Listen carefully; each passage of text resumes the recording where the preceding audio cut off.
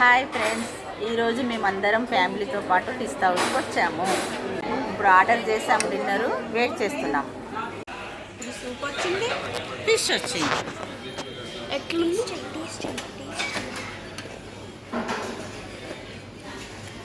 Taste చాలా బాగుంది.